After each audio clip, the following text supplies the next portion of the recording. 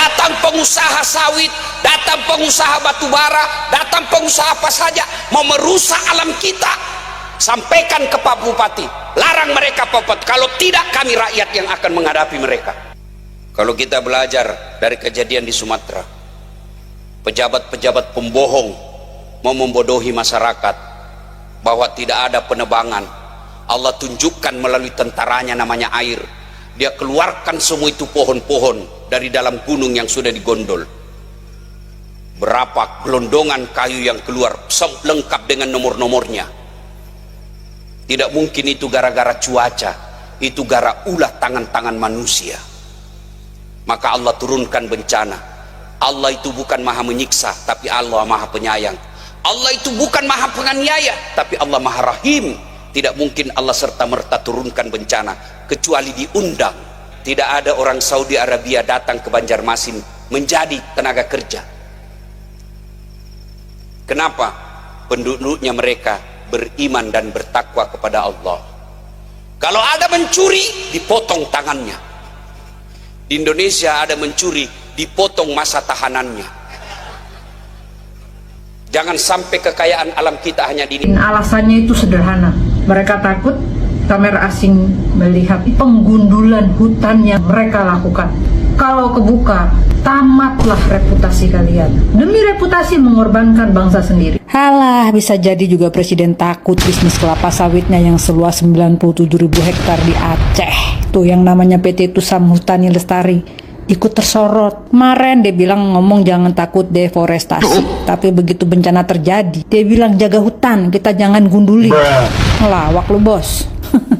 Terus presiden kemarin ke Aceh itu sebenarnya dia tuh mau cek bencana atau cek ladang sawitnya. Belum cukup pasca kunjungan ke daerah, pidato Prabowo itu membanggakan kelapa sawit lagi, seolah di kepalanya itu cuma ada satu kata, cuan. Nggak punya empati loh, pakai puja-puja si Bahlil lagi, seolah Bahlil itu orang yang paling sigap menangani bencana. Padahal semua orang juga tahu kebijakan dia itu salah satu penyebab besar kerusakan hutan di Indonesia. Dari kejadian ini, korban dan kerusakan begitu parah, nggak ada satupun dari kalian yang minta maaf, malah pada cengengesan. Gubernur Aceh itu sampai menangis ketika diwawancarai Najwa Shihab. Mungkin dia tahu banyak, tapi dia tidak punya power untuk berteriak lebih kencang karena ada dewa-dewa di atas. Ini lagi Raja Juli bilang Kemenhub punya alat khusus untuk membedakan kayu ditebang dan kayu tumbang alami. Bang, anak SD juga ngerti, nggak perlu pakai alat. Nah, terus dia bilang akan menyerahkan kasus ini ke polisi. Hari gini percaya sama polisi? Aduh, maaf ya, mak sih nggak percaya. TNI yang mak anggap bersih aja, ternyata si Maijen TNI Firdianto yang diterjunkan ke lapangan pun kan bilang tidak ada bukti penggundulan hutan di sana.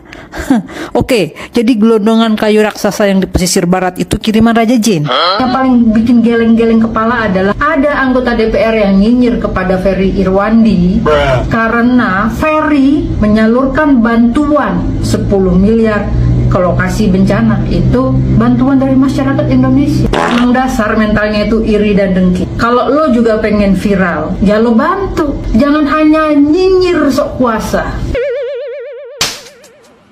Inilah hasilnya kalau salah pilih pemimpin. Ketika jelas-jelas di depan mata nih ya, warga Sumatera tertimpa bencana alam, tapi ternyata orang nomor 1 di Republik Indonesia yaitu Presiden Prabowo masih sempat-sempatnya bahas politik.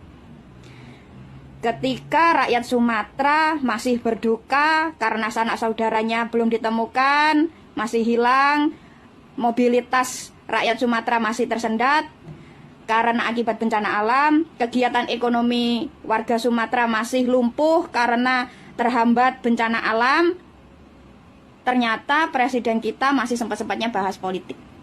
Ketika pemerintah jelas-jelas gagal melakukan mitigasi bencana, gagal menyalurkan bantuan sandang pangan kepada warga yang terdampak bencana alam, ternyata presiden kita masih sempat-sempatnya bahas politik. Maksud saya tuh begini, di mana sih hati nurani seorang presiden pemimpin Republik Indonesia ketika rakyatnya jelas-jelas masih dalam situasi berduka, masih ada yang hilang, masih belum ada yang belum ditemukan, kegiatan ekonomi rakyat Sumatera masih lumpuh, ya, penyaluran bantuan sandang pangan kepada warga yang terdampak masih belum merata dan lain-lain. Bisa nggak sih ketika pidato hal-hal yang berbau kepentingan politik itu bisa nggak sih ditunda dulu gitu? Bisa nggak sih? Bisa nggak sih yang dinomorsatukan itu rakyatnya yang kesusahan ini loh, rakyat yang masih berduka ini loh, bencana alamnya dibereskan dulu, bisa nggak sih gitu loh? Kira-kira etis nggak ketika rakyatnya sedang berduka, pemimpin kita malah bahas politik?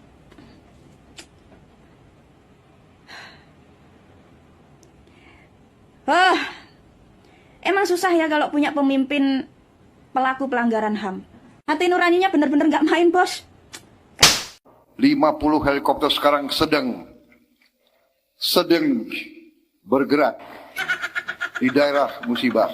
Oh iya Pak, permisi. Bencana banjir kayu gelondongan yang ada di Sumatera itu kan akibat penebangan hutan dan pertambangan.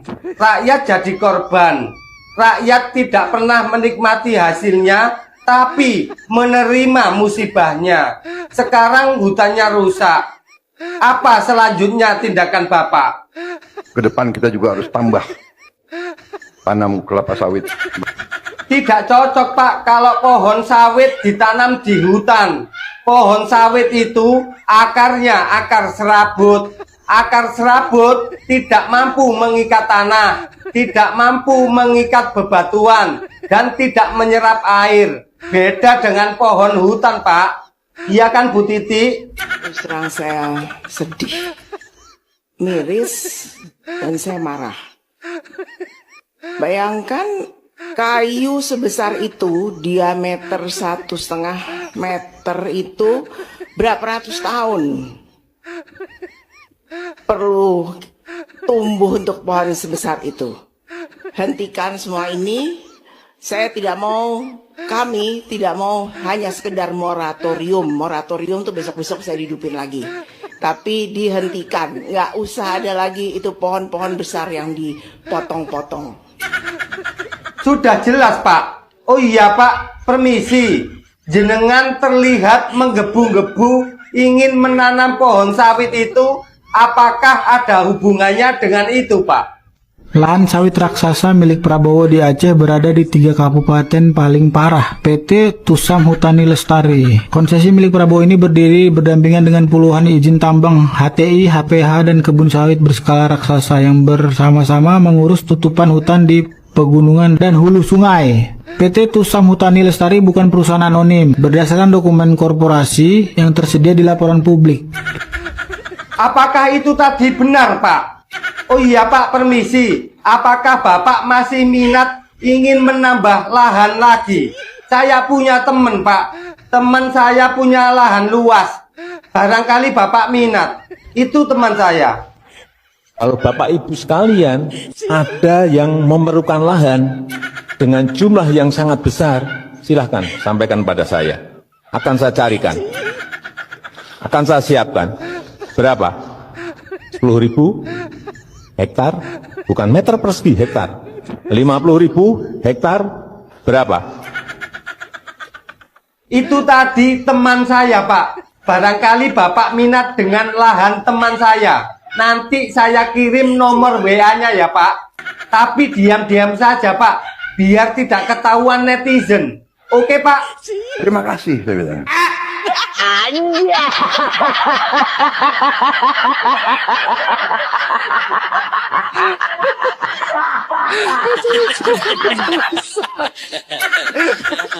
Alih-alih dia menghormati presiden, dia justru memojokkan presiden dalam hal ini. Presiden, seakan-akan presiden punya saham di dalam persoalan itu. Persis. Kenapa mau minta ujian presiden? Kalau memang takut kepada presiden, jangan bilang ke publik bahwa saya mau minta izin presiden gitu. Pokoknya ini dalam proses gitu. Mau minta izin presiden apa?